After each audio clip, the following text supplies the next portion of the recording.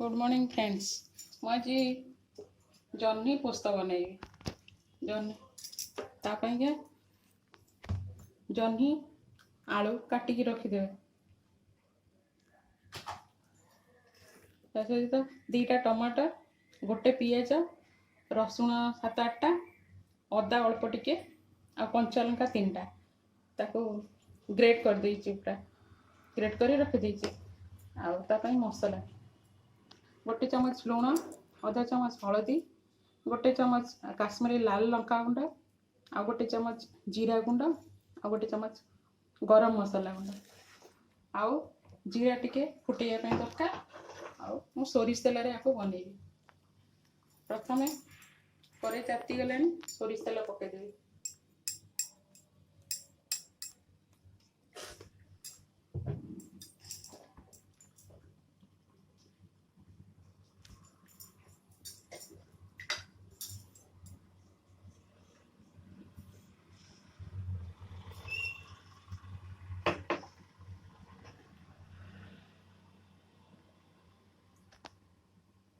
जीरा पके देछि।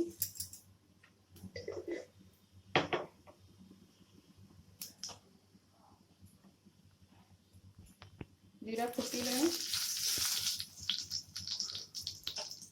जीरा फुटिगला पर जो ग्रेट करछे टमाटो पियाज एडा को पके देबे।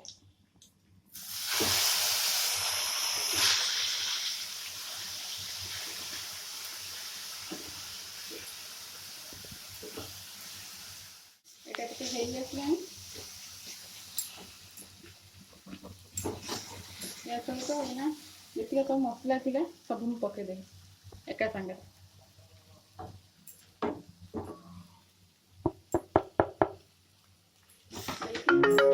टिके नाको पानी देबे।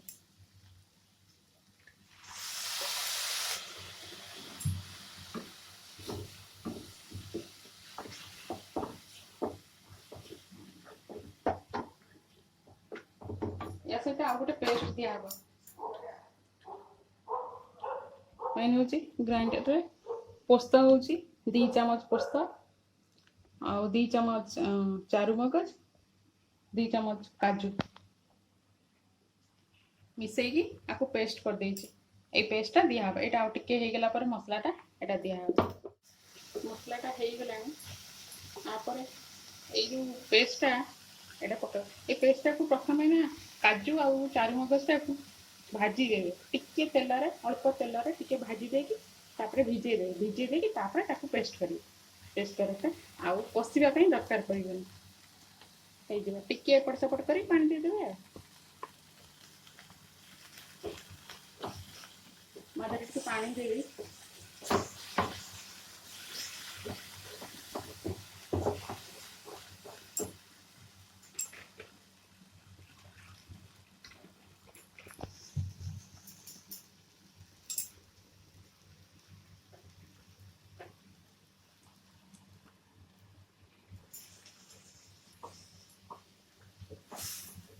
पानी दे दे तापरे जो आलू आउ पोस्त काटी ए आलू आउ जह्नी काटिकी रखिछि ताको इथरे पके दे टिके भाजी दे तापरे पानी दे दे।